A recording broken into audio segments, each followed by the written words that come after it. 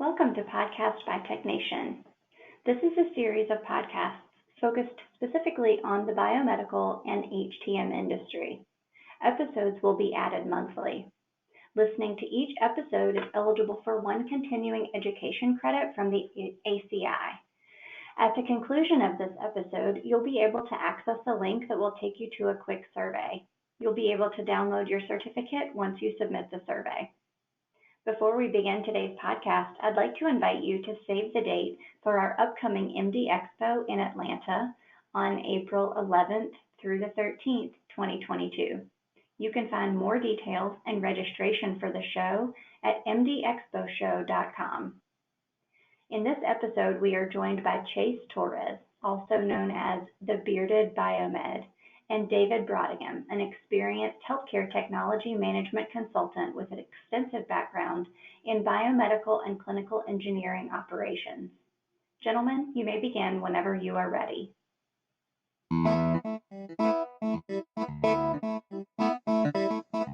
Bearded Biomed.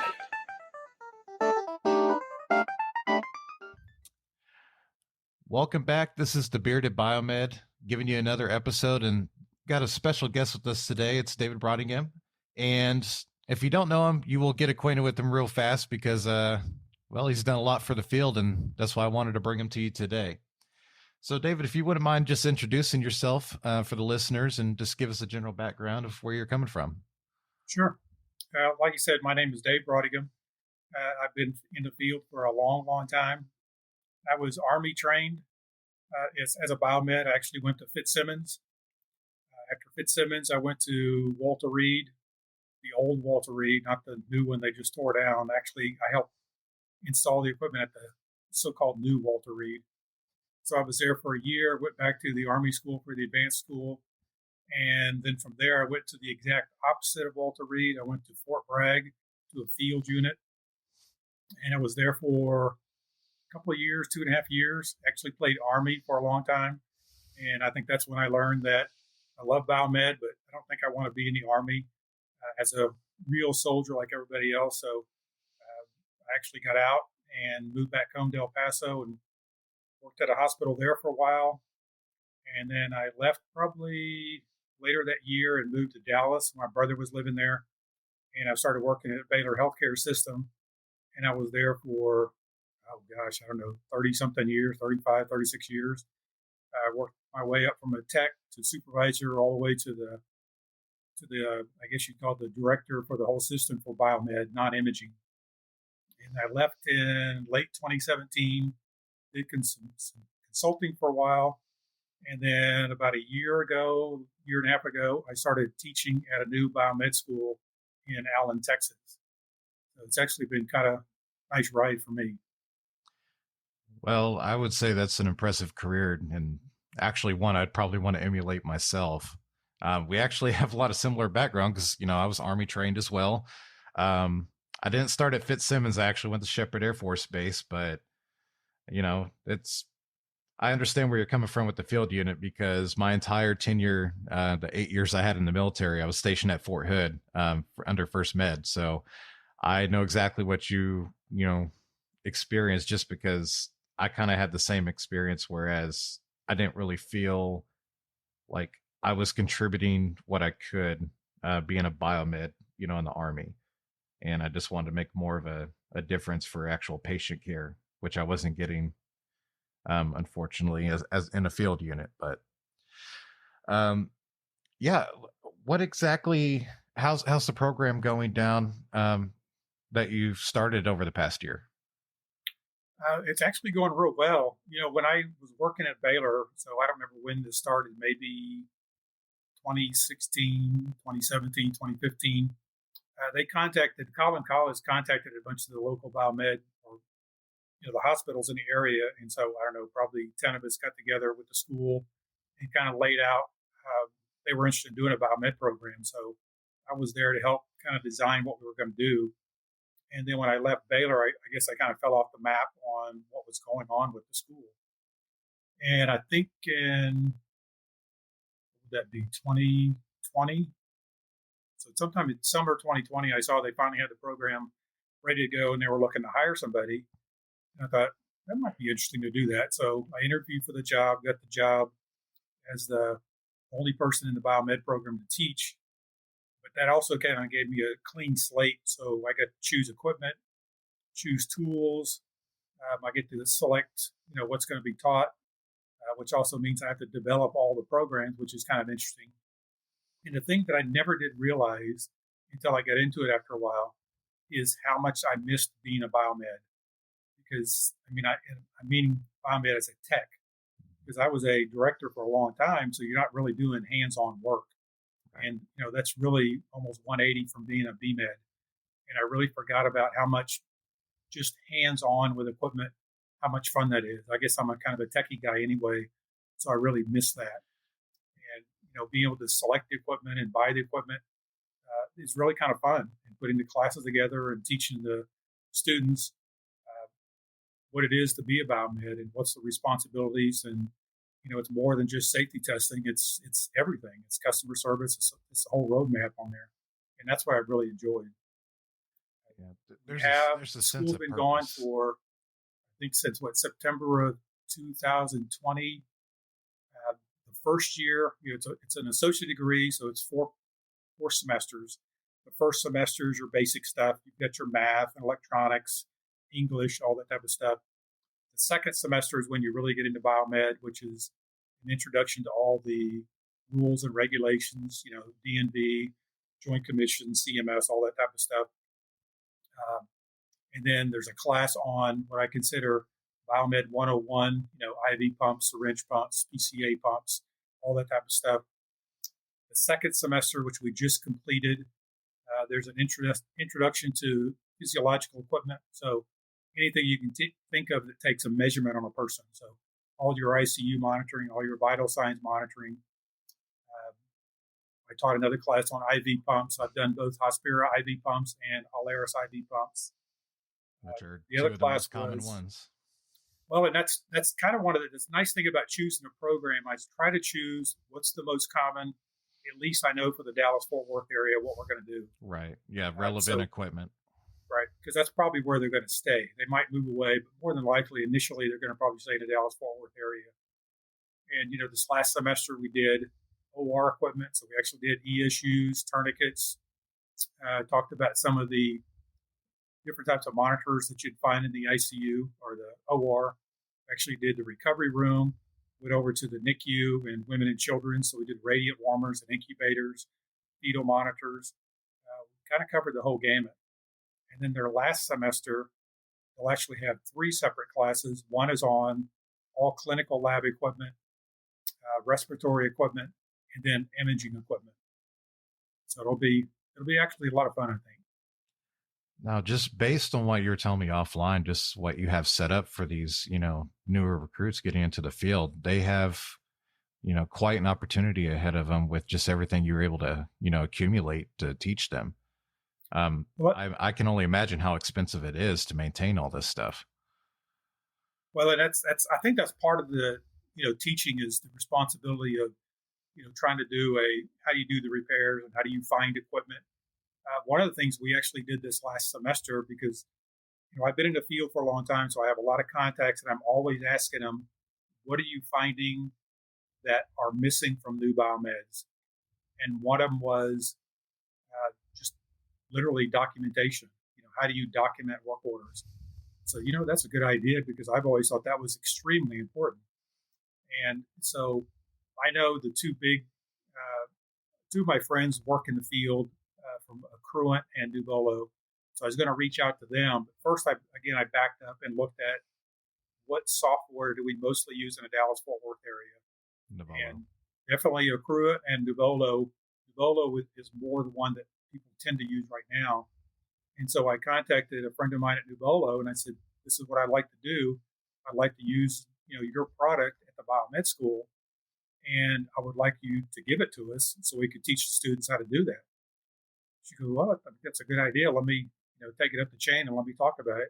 That's fantastic. And sure enough, they came back and they gave it to us. And I think that's unbelievably awesome for Nuvolo to do that.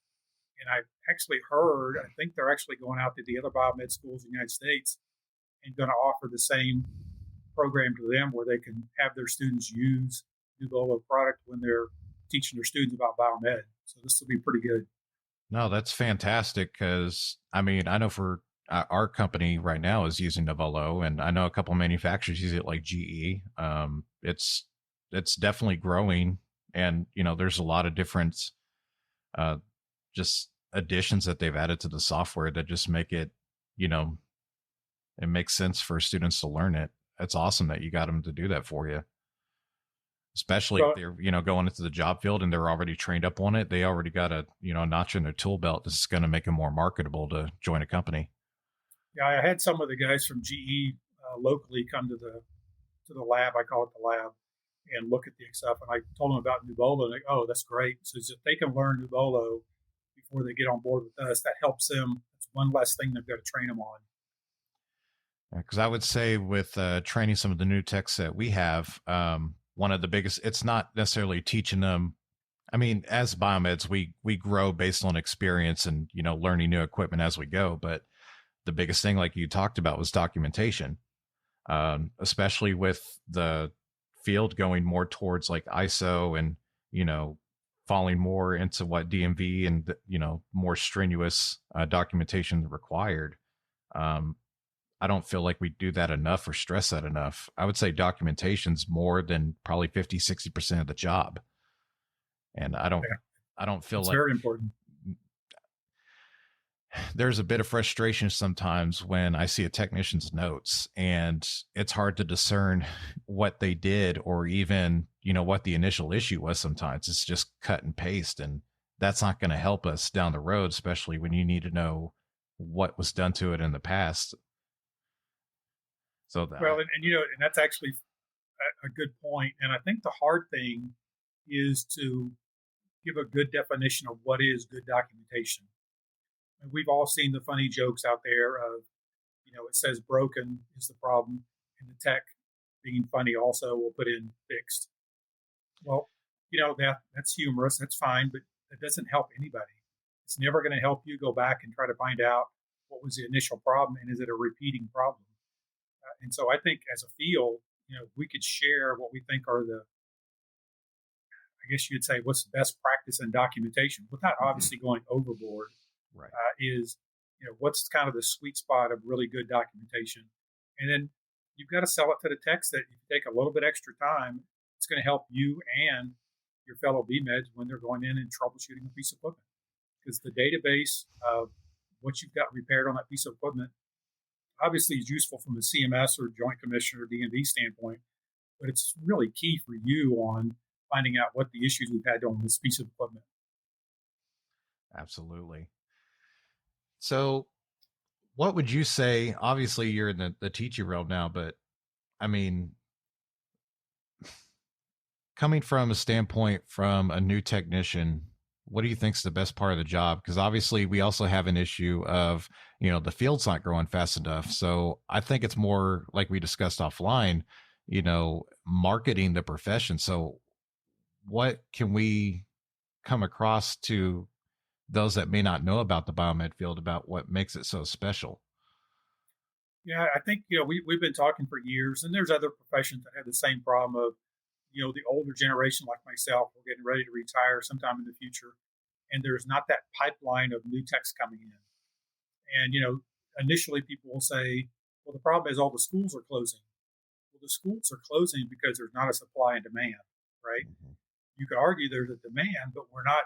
And I think what's not causing that pipeline to come in correctly is we're not marketing the field. If people don't have an awareness of the field, any field, they're not going to know that's a field to get into. And one of the things, probably over the last couple of years, that Amy has done a great job on is finally reached out to high school counselors. Because typically in high school, that's when you're kind of choosing at least your first career you're going into.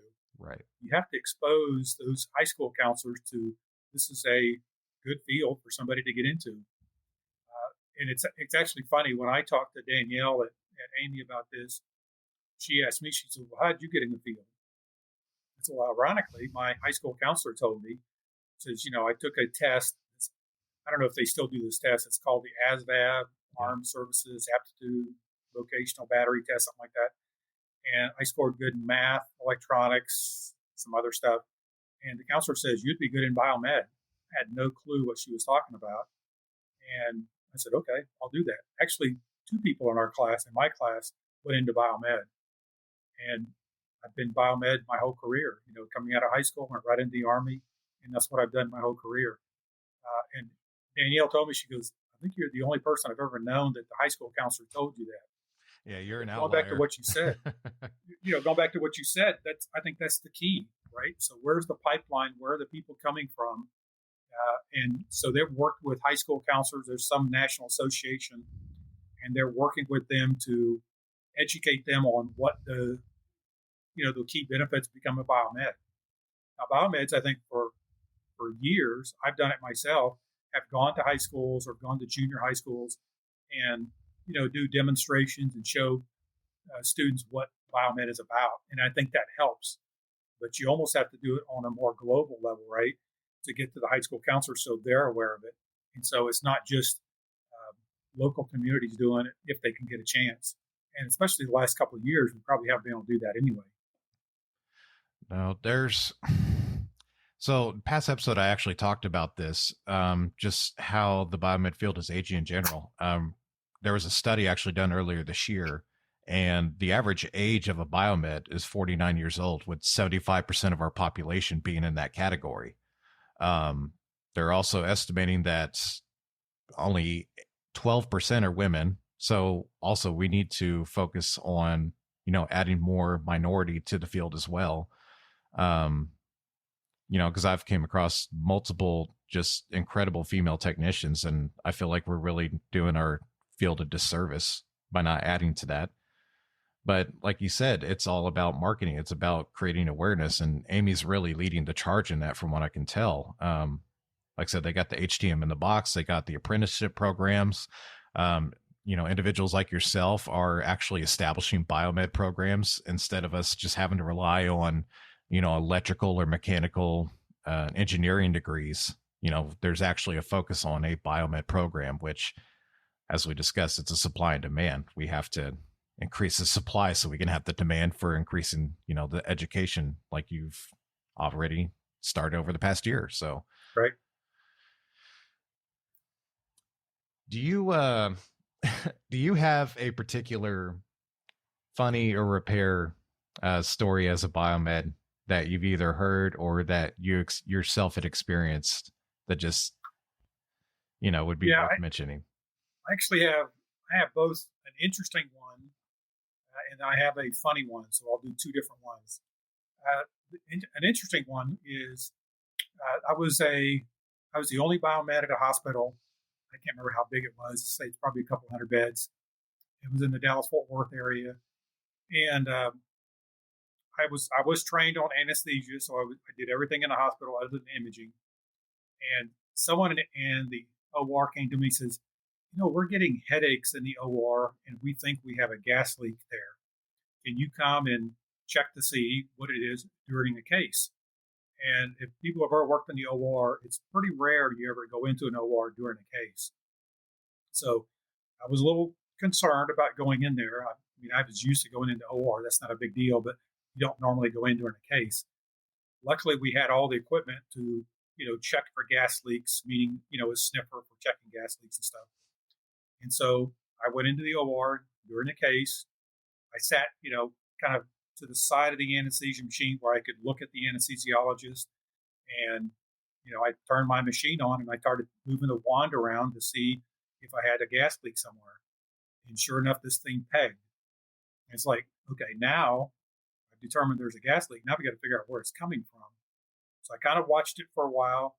And I finally realized what was going on was the rebreathing bag was not set it correctly. So it was overinflating. And luckily from my schooling, I remembered when a rebreathing bag overinflates, there's a pop-off valve. And so it'll pop off, you don't hear it, but it will leak into the room. So now I had to somehow tell the anesthesiologist that we need to adjust that down a little bit so it's not popping off. I think it was a he, so he did. And I kept checking, and sure enough, the level went down to where it was acceptable. So I actually found that pretty satisfying. I could go back to my training. And then, how am I going to now tell the person what it is? And you're actually in a live environment. So to me, that's one of the more satisfying and interesting ones I've had in my career. For a funny one, I'll actually make fun of myself. I probably was a biomed after I got out of the Army. I was probably at this hospital a couple of years, and I was feeling pretty good about myself. We had these fancy ICU monitors, and they were naming, all kinds of different arrhythmias. And so I think I came in on a call and I found something. And so we had a staff meeting the next day. And so I thought I'd be real good, show how smart I was. And I told him, I said, well, I went into the ICU and I was looking at an arrhythmia, and I noticed it was bigamy. And everybody in the room just started laughing hilariously. I couldn't figure out what they were laughing about. And I go, Dave, it's not bigamy. It's called bigeminy. So I had a little laugh on myself and go, okay, so I learned that. I've actually told my students that. That's one of the reasons you learn.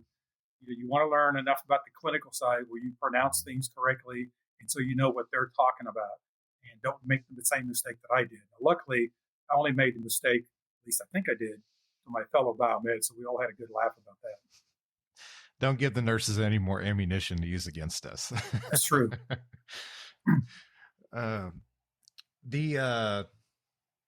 Well, I first learned about you, David, when I got a hold of your first book, The Tales of the Biomed.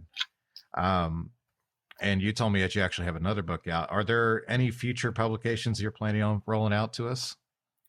Yes, I do. So the Tales of the Biomed came out, I think I published it in December of 2017. And the reason I did that book was, I've been in the field for a long time. We all get together after a conference and, we have something to drink or we're eating, and we tend to tell funny stories or something that's happened. And we have a ton of those in the field.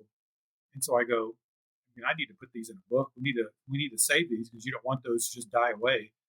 And so that's what kind of gave me the idea for Tales of the Biomed. So the first book is mostly my stories, probably 75%, with some stories from other people. One of the things that actually took off in the first book, actually by mistake, was funny work order stickers, like yellow stickers, sticky notes they put on equipment, and they're funny. I mean, they actually sometimes will tell you very descriptive, but also being humorous at the same time. Yeah. And the first one I found by mistake was on LinkedIn, and a person had posted a sticky note on a IV pump, and it says, "Ticks like a bomb." And I go, you know what? That's actually very descriptive. It's funny also. And so I contacted him. I said, hey, I would love to use this in my new book. Can I do it? And he goes, sure.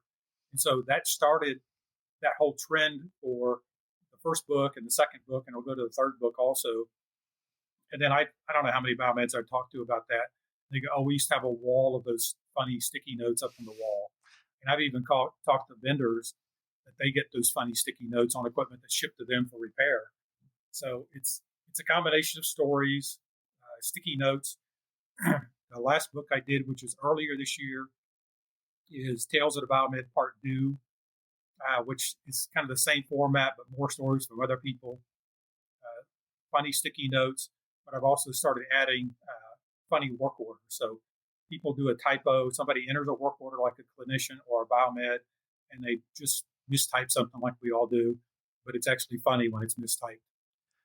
And then so that one's published too, and now I'm going to do Tales of the Biomed Part 3.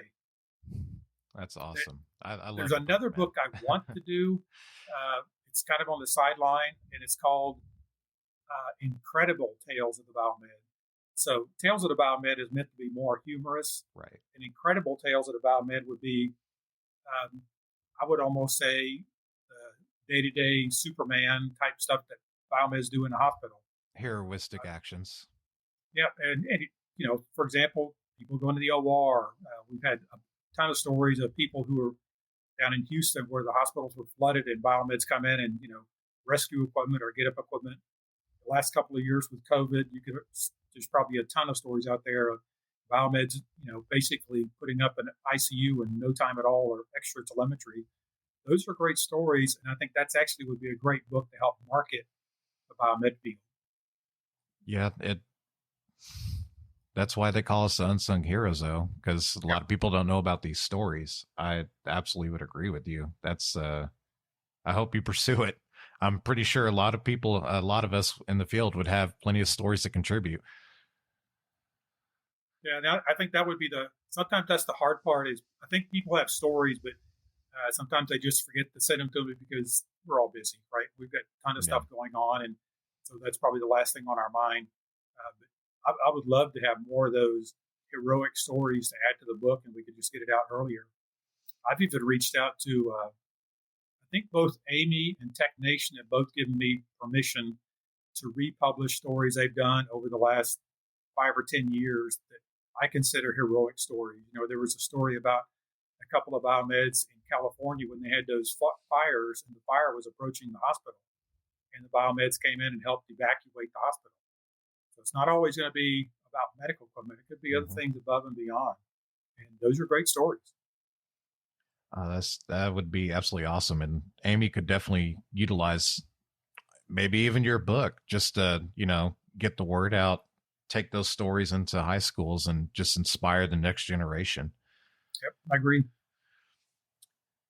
So obviously there is a lot of new technology always coming into what we experience as biomeds. One of the growing concerns that myself and many others have talked about is cybersecurity. What do you think we need to do to better equip ourselves to obviously combat like ransomware attacks and stuff against our medical devices in our hospitals for obviously patient safety? Right. Well, the first thing would be always education. And I've been a big proponent, I would argue, for a couple of decades that I would love every biomed out there to have A plus certification and Net plus certification. And then if you want to get into cybersecurity, then obviously Security Plus would be a great one. Those are great certifications for biomeds. One thing I love about the school at Collin College is they're actually being taught A plus, which is the repair of computers, and then Network plus, which is understanding networks. They're actually being taught by the IT department, so it's not a biomed program, but they're being taught those two things. And I've emphasized to the students, you probably should try to get certified as soon as you can because that's a feather in your cap, right? When you're going out to a job, but you've already got A plus and Network plus along with your biomed associate degree. Security plus would be great down the road if you want to get into the cybersecurity. I've actually had a lot of conversations with managers out there, and I don't know if it's 50-50, but it's probably something like that, is should the cybersecurity be done for medical equipment be done from a biomed person, right? Like a biomed tech that learned IT, or should it be done by an IT person that you can teach them biomed? And I'm starting to see more people leaning that they think it's better for the IT person to do it, but you teach them biomed. I don't have enough experience to say either way. I'm sure either one could do a great job. Yeah, I think it would be on a case by case basis, but right. I think the separation between biomed and IT is simply that IT, they're more set towards just computers and hospital systems outside of medical device networking. So usually it involves us coming together, but that's when we have the clashing of heads where, well, we don't do that, or that's not my job, or that kind of thing. So we just need to do a better job in general of just kind of communicating, the needs that we both require in order to, establish security on these devices. I agree. I think that's just the biggest thing, is opening a window of communication. Well, I think it is too. And when I worked at Baylor, we were part of IT for 10, 11, 12 years. You don't have to be under IT to understand IT or to work with IT. Does it help? Sure. You could argue you might have a director or VP that you can both report to, which helps. But it's just about communication. It's not. One of the things I've tried to tell my students, and I try to tell people in the biomed field, because IT for biomeds is still fairly new. I said, I've seen a lot of biomeds. Well, I don't want to learn IT. I'm not an IT person. It's like, think about this. When you went to school, you had to learn anatomy and physiology. You had to learn medical terminology. Why? One, so you could talk to nurses, physicians, respiratory therapists. You need to speak their language. They're not going to speak your language. And I think that's another reason to learn about IT, because when you go into a room, you're going to have to speak IT's language. You're not going to understand what you're talking about. And also, IT's language is completely different than ours. And, luckily with me being in IT or reporting to IT for 10 or 12 years, there's words they use that are totally different than what we would consider in the biomed field. And a great example is an incident. An incident in IT is just an issue. Something's wrong. Whereas an incident in biomed, in my opinion, something happened to a patient, right? There's a patient incident. Somebody got hurt on a piece of equipment. Those are two totally different things. And so you have to understand where somebody is coming from, and understanding the language of IT is extremely important to help with that. Understanding the regulations that everybody did. When I became a manager, luckily I was in rooms with all these IT people for a long time. I couldn't understand what they were talking about. My boss, they were going to have ITIL training. ITIL is kind of like best practice for information technology. And so he says, they're going to offer that class if you want to do it. And I go, yes, I would love to. And after I took that ITIL class, I did get certified in it. It helped me understand basically the lingo that IT was talking that I never did understand. It gave me a better understanding of the help desk, how the help desk works, tickets, just the flow of information, how they hand stuff back and forth between different parts of IT. One of the things a lot of times people talk about IT, and I've done this in a couple of presentations at Amy, is IT in a hospital, at least in the hospitals I worked at, is huge. And I used to do a little graph showing the different sizes. Biomed was 1/10 the size of IT. So we were 10% of the IT department. And I think 40 to 50 to 55% of the IT department was just on application support. And you go, gosh, that's a lot of people. Well, think about how many applications are in a hospital. You've got HR, you've got GI lab, you've got time and attendance, you've got just about everything out record keeping, which is Sure. massive. So there's got to be people that help with that. And one of the things I've seen, which I think actually help, is a lot of times nurses would transition into IT. So maybe you've got a fetal monitoring system, you've got an IT person who's an application support, but now you have a nurse that maybe worked in labor and delivery. She knows how the fetal monitors work. She knows how the applications work, but she can understand how it works from a clinical perspective. So she's got the clinical trainer for the hospital. So I think that's a great plus to have those, and you need to know all those people. So I think generally, one, go get certified people, and secondly, establish rapport and communication with IT and the staff in general. Absolutely. Is there any other education that you'd recommend for currently the biomeds in the field now that you think is important?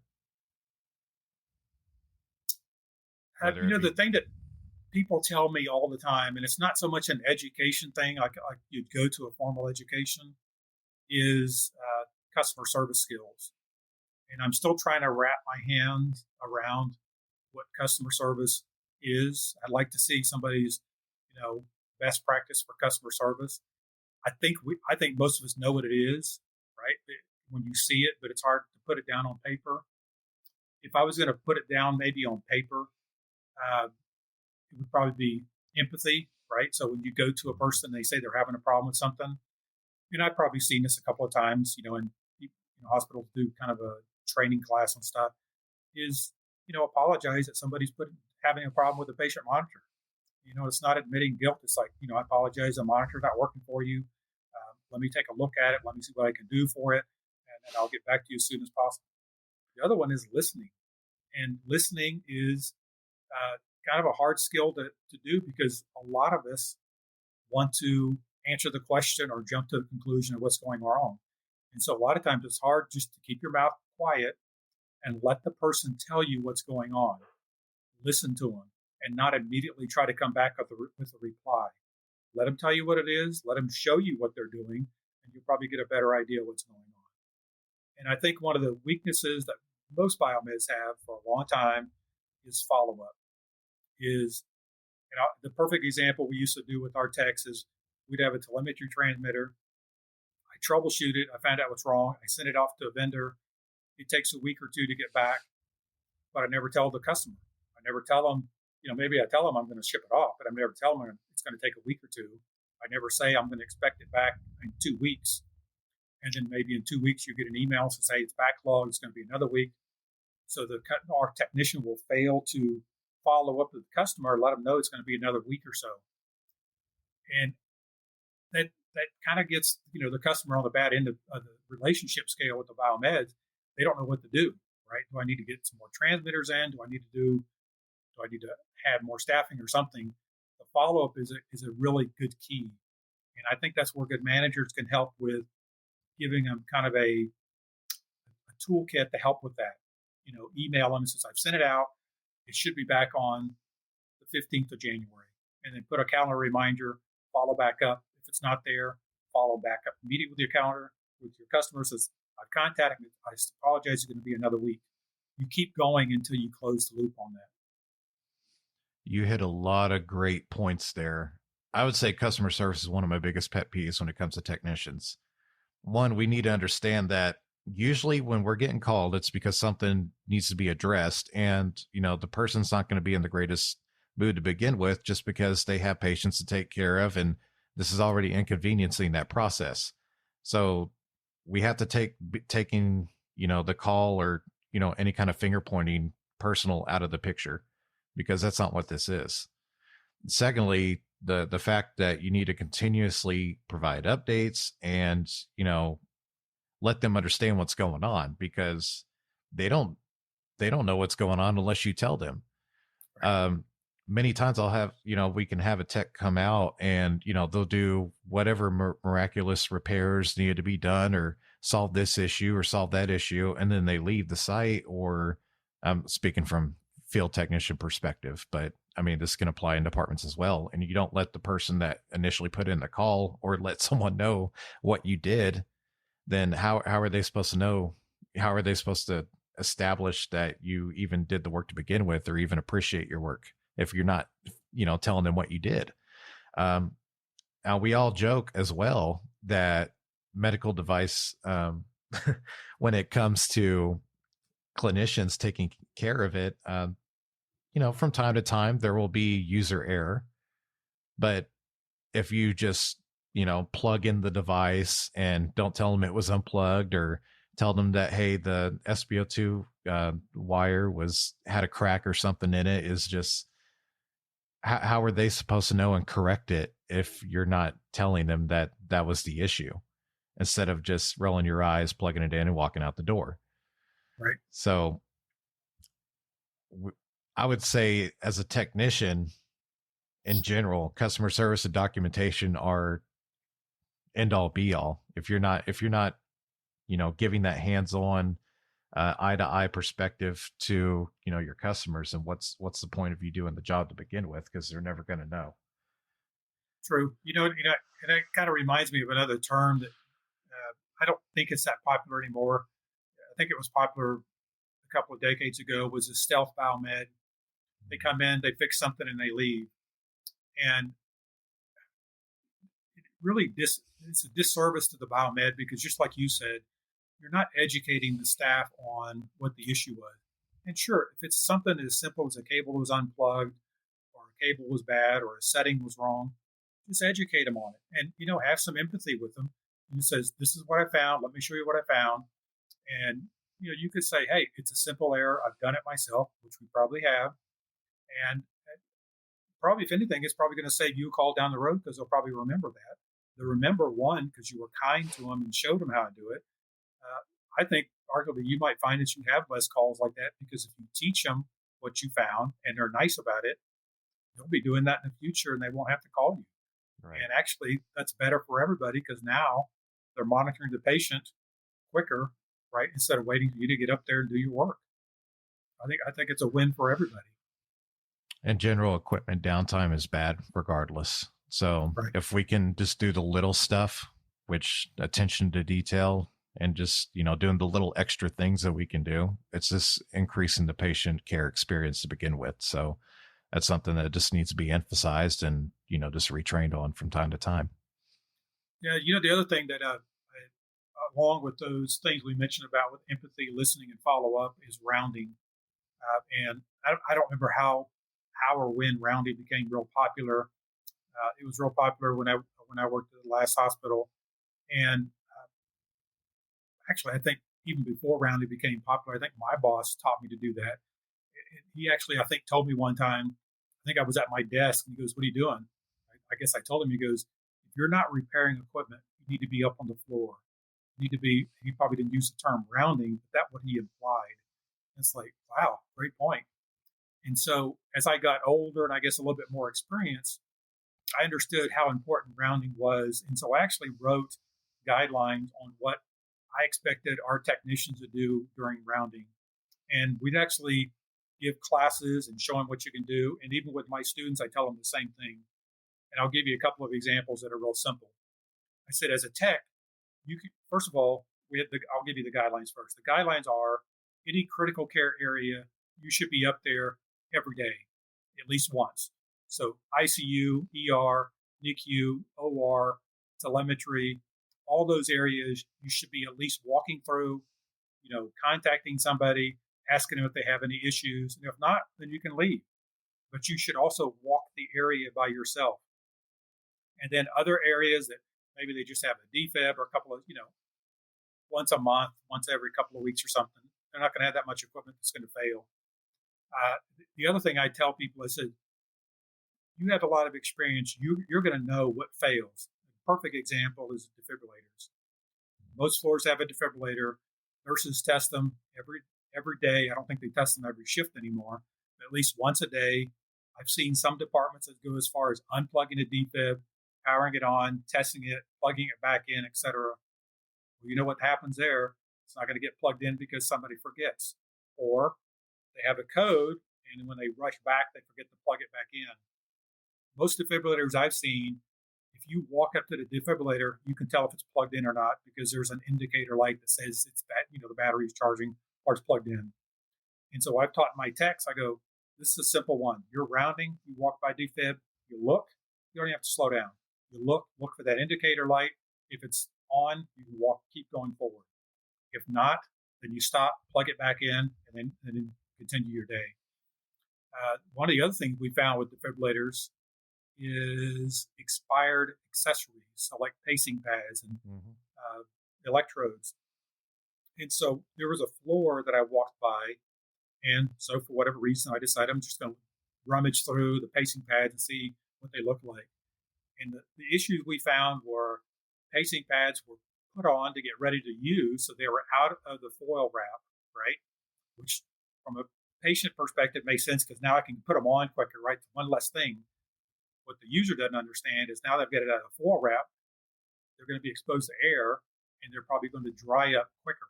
Yep. And so we would teach students or staff not to do that. Now, over the years, actually, pads got better where now you can actually connect them, without having to untake the packaging apart. The other thing we found was those pacing pads were expired, which may or may not be a big deal, but I wouldn't want to be in a case and I had pacing pads that didn't work and they were expired. Mitigate failure. And so what we did is we actually added that to our PM for defibrillators. But I'd also encourage our technicians to, when you're rounding, not every time, maybe every couple of months or something like that, just rummage through the defibrillator and look at, are the pads or the electrodes expired? I mean, I think that's an important thing to do. It's amazing what you can find. Well, this goes also back to documenting it as well, because if you're not annotating that, hey, these pads are about to expire when you're doing a preventive maintenance inspection, then, I mean, you're kind of failing the customer as well. This goes even with you were talking about the pads drying out, like EKG pads. Once they open them from the package, they're exposed to ambient air. And right. Then we end up getting a call saying they got artifact or something like that. And, it's something simple as like, I'll just tell the technician or clinician, hey, you can put these in like a resealable Ziploc bag, to kind of keep the life of them a little bit longer until you end up using more of them. But, it goes back to just sitting there, taking the extra time and educating the staff about it. That's true. That reminds me of a call I had in the OR. So typically, you work in the OR, you're probably going to be working with the anesthesiologist more than the surgeon. And so I knew the anesthesiologist real well, and he called me in because he says, I'm having problems with EKGs. And so, the first thing is I checked the EKG, the patient monitor, everything's working. So I looked at some of the electrodes, and this probably took me a couple of calls until I finally realized what they were probably doing. He basically had a plastic bin, and he would open a new bag of electrodes and pour them in the bin. And then when they got low, he'd open another pack and pour them in. When it got low, he'd pour another one, put it in. And then what I finally realized what he was probably doing, I finally took that plastic bin, emptied it on the anesthesia machine, and went through all of them. And what I finally kind of realized probably was happening is all those EKG electrodes at the bottom were eventually getting dried out. And he was adding new ones all the time. But eventually he'd probably grab one at the bottom, which was causing his erratic EKG. Mm-hmm. And so that's another thing I started doing when I was doing that. If they had it that way, yes, you're right, I'd recommend they put it in a Ziploc bag. But if not, I would check each EKG electrode out to make sure that it's not bad. I've seen the same thing on defibrillators where they put the EKG electrodes on the ECG leads so they can save time, which I think is not good practice because those are going to eventually dry out. Yeah, and then we all have our preference on like EKG clips that they like to use too, and some of them I'm not a fan of either, but neither here nor there. It's funny that you bring up the defibrillator as well, having expired pads, but being in the DFW area myself, I actually come across a lot that they have really old defibrillators. There's a couple of sites I come across, and they're still using LifePak 9s and Hewlett-Packard defibs. Wow. The Codemasters. Right. The little orange one. Yeah. That's another issue in the field too. Like you can recommend all day to the administrator, hey, your unit's, 20, 30 years past end of life. And, they still trucking along, but. Well, and actually the other thing on those is those are both monophasic, and biphasic is definitely the way to go. Yes.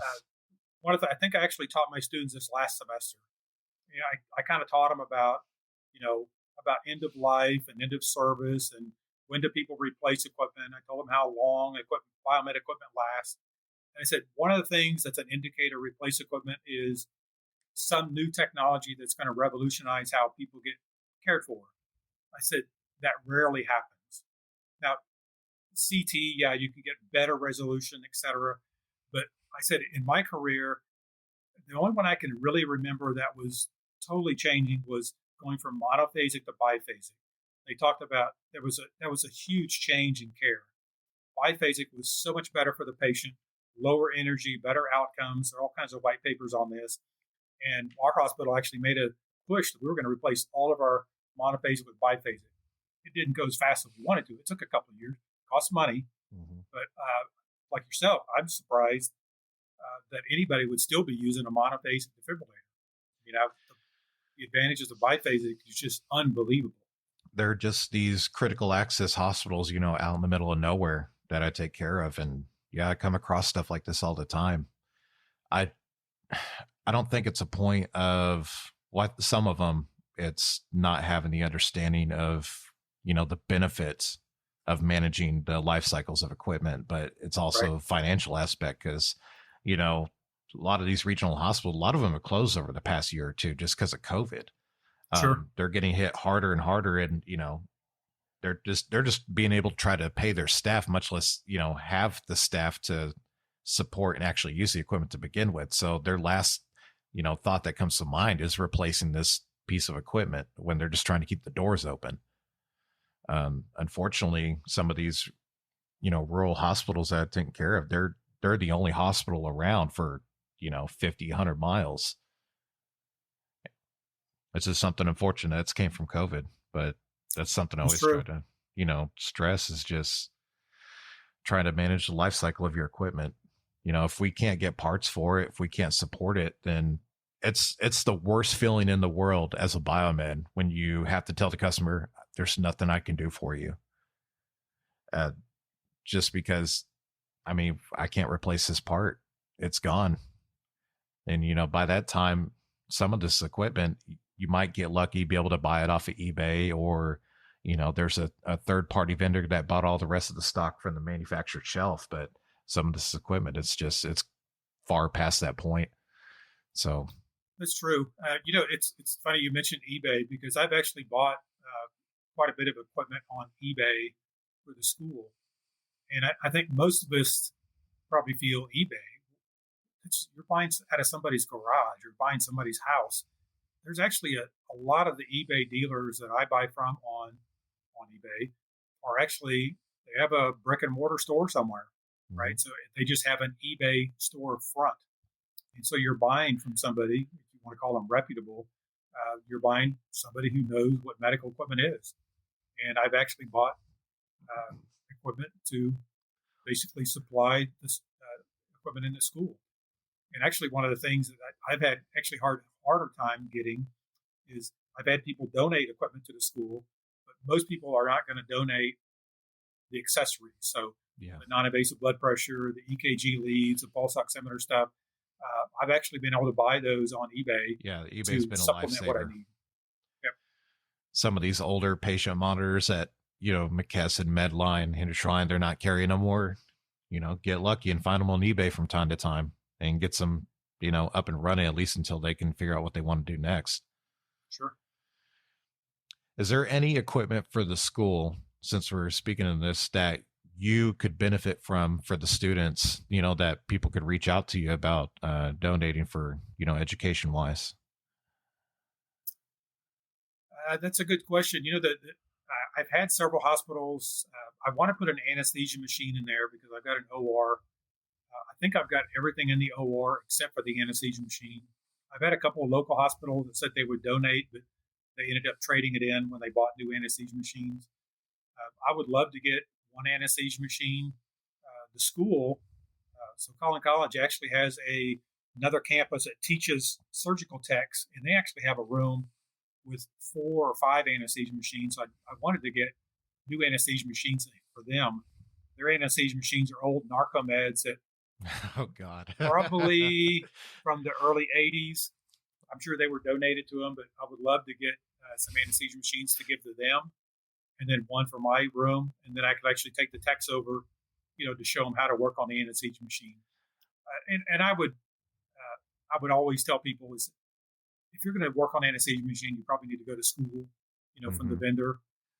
But you could always do a first call. Somebody can train you on what's to look at if they call you into the OR. But to do the PM, to do a real good repair, you're going to probably need to have the training on it. Well, especially because you got to learn, there's differences in the PM kits, your 1, 3, 5 year kit and everything that you got to replace them.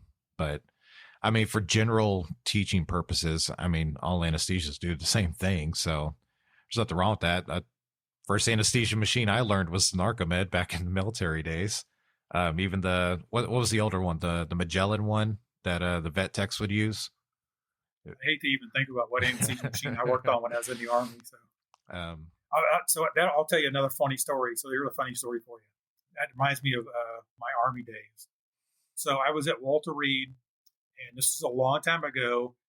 We still had flammable gas in the OR. And so the OR actually had a conductive floor. So you had tile and you had grids running down it at right angles that was grounded. And so every piece of equipment in the OR had a chain that drug on the floor. So everything was grounded so you wouldn't have sparks. And once a month, Biomeds went in at night and we'd actually check out the conductivity of the floor. I think it was called a megometer or something that you did. You put these big weights with foil and it checked the resistance between different parts of the floor. And also back then you would wear, when you put your little booties over your shoes, they actually had a conductive ground strap. So you had a ground strap going across the bottom and you would tuck it into your sock. And so even as a young biomed, I loved to pull pranks on other people. And so we're in the OR, getting dressed, and I had a new tech sitting next to me. And I said, "Did you get a left and a right booty?" He goes, "I don't know." I said, "Well, it's really hard to tell." I said, "Let me help you." So we're rummaging through these, booty bins, looking for the things. And I said, I can only find rights. I said, "You just have to put 2 rights on and it'll do with it." Now, think it was a guy. I don't think he ever. I guess he thought I was serious because he didn't. He never did say you're lying. And so to this day, I don't know if he knows it was not a left and a right booty that you put on. That is hilarious. It's always fun just acclimating the new technicians. Sure. I have a love-hate relationship with, gowning up, gowning down, especially with the bunny suits. Because Right. they either have a extra small or a triple X and nothing really fits right. And, the material's not that great. It's quite itchy. I do wish there was more options out there for, gowning up for biomeds and such, but it is what it is. Yeah, actually, that reminds me. I haven't contacted the local hospitals to see if they could send me some bunny suits because I really wanted the techs when we're working in the OR to put the bunny suit on, the booties, the hat, to really outfit the whole thing so you get used to what you're going to do. Actually, I did put a piece of red tape on the floor so to kind of simulate, Right. going to the OR, you need to do that. But I didn't have it put the bunny suit on because I didn't have any. Train as you play. Yep. I'm looking forward to getting an eye at this lab because it just sounds amazing. It's it's fun. It's not even like a work. It's not like job. It's like my little play lab. I feel like I don't know, some mad scientist going in there and just playing with stuff. I've got to write programs and I've got to write the syllabi and do tests and stuff. But really, the playing and putting the equipment together and reteaching myself how stuff works, that's just awesome. People say that, when you have a job that you love, it's not a job. And I've always heard that my whole life. And it's like, wow, I guess I'm finally there. It's incredible what you started. And I'm excited just to see what it, roots for the education in DFW, just, in general, for getting new biomeds in. I know you've spoken about how the class is just increasing as we go along. So that's a good sign. Right. Yeah, we've even had Dallas County Community College come to the school to look at it because they talked about putting a program there. And we've actually had Tarrant County Community College come to Collin College to talk to us about, what does it cost, what kind of equipment, kind of the build-up, the startup cost of what it would cost to do that. So they may be thinking about doing this also. I don't know. I wouldn't look at it as competition. I think most of us in the field would say we can't have enough schools, right? We have to fix the pipeline, right? Like we said, but to have more schools is a big plus. And Dallas Fort Worth, I don't know how many people are here, 5 million, 15 million. There's a ton. Having more schools that's all the better, right? Well, I think right now the estimation for just the amount of biomeds in the U.S. is somewhere around like low 9,000, like 9,200 or something was the number. I mean, when you compare that to all the other fields in the medical profession, that's a very niche group. Right. So competition isn't even a factor right now. It's just more of, creating, generating, and meeting demand. And the existing schools can't meet that demand of 9,000 students a year. Yep. And plus with our field, we kind of need that hands-on lab experience to begin with, because we don't want to send technicians out there, starting off and they don't know how to troubleshoot. They don't know, the aspects of getting into equipment. And then, the lab portion of it, I imagine, is just going to help create confidence in them as a technician as well. That reminds me of another thing people told me is newer techs coming into the field, they don't know either how to read a service manual or they don't reference it.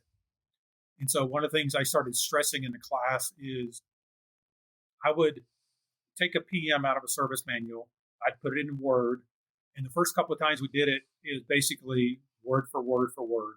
So you didn't even have to look at the service manual. And the last couple of times I did it, I really would almost just put the header, right? This is what you're supposed to do. And then I might put the page in the service manual, I might not, but I would make them go back and look it up so they'd get used to referencing stuff. And I'd kind of tell them, I said, the PM is kind of an overview of what you're going to do. The service manual is going to give you the detail of what you're going to do to get that step. Right. And they would go, where did I find this? I go, look in the service manual.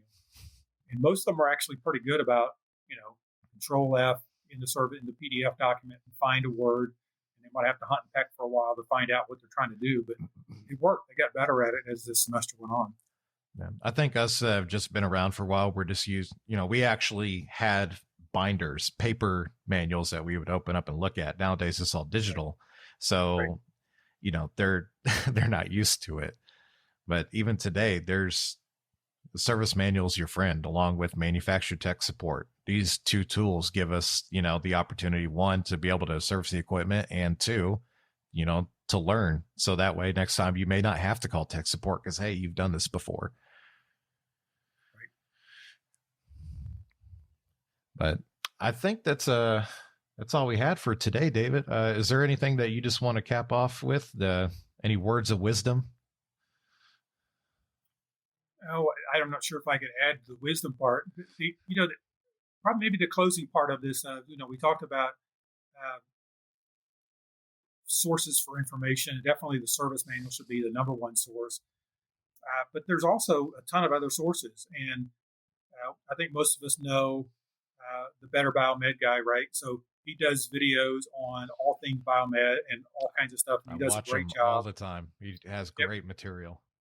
And what I like about it is it's kind of short and to the point. And then obviously your program, which has just started up, is another source for information. There's one or two others on Biomed, not as popular as y'all two. But I think what it points to is the sources of information. TechNation has MedWrench, which is good, but there's not a lot of responses. Sometimes you have to wait, but you can go back and look for what people had typed in a year or so ago, which can still kind of help your issue. It's still there. And so I think what helps is there's just a bunch of sources. It's not always the manufacturer.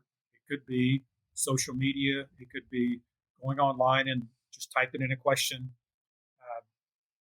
Depending on how big your organization is, I've actually seen several organizations are trying to do what's that called, body of knowledge. They're trying to find ways to make databases smarter, so where people can put in keywords, and so biomeds can start sharing knowledge between each other. I would always, I was with a big healthcare system. We had, 25 hospitals.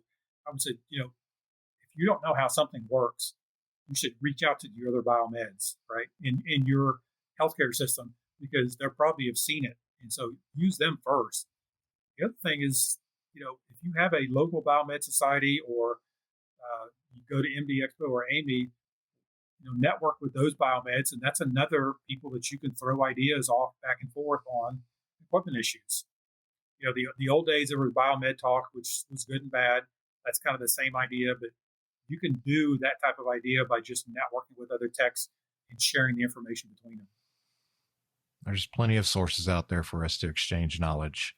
There multiple Facebook groups. There's even Discords now that I'm a part of. There's obviously Better Biomed. There's this channel. There's LinkedIn. I mean, the amount of information available to us is there. It's just actually reaching out and establishing, that connection. So don't ever feel like if maybe you're just a solo biomed somewhere that you don't have help, or, have colleagues out there, because while we are small, we are a tight knit group.